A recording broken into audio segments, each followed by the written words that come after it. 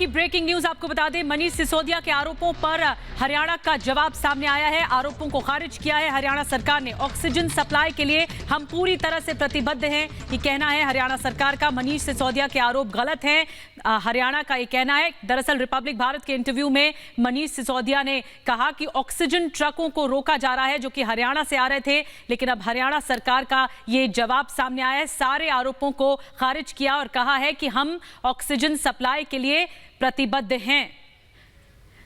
ऐश्वर्या कपूर हमारे साथ जुड़ गए। ऐश्वर्या, आप ही के साथ जुड़े थे मनीष सिसोदिया, जिन्होंने आरोप लगाए थे कि हरियाणा से रोके जा रहे हैं, लेकिन अब हरियाणा सरकार ने खारिज कर दिए सब आरोप।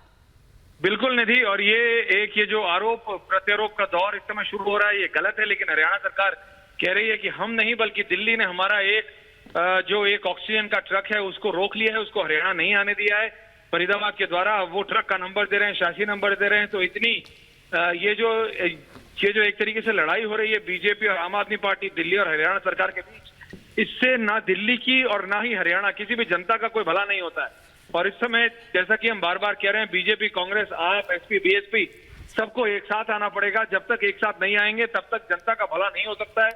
और जैसे कि मनीष सिसोदिया ने आके कहा था कि उनके दिल्ली में सिर्फ 5 से 6 घंटे की ऑक्सीजन बची है और हरियाणा यूपी नहीं लाने दे रहे हैं, तो अब हरियाणा कह रहा है कि उनके यहाँ 7 से 8 घंटे की ऑक्सीजन बची है और दिल्ली सरकार नहीं आने दे रही है। तो इसका रास्ता केंद्र सरकार को ही निकालना पड़ेगा।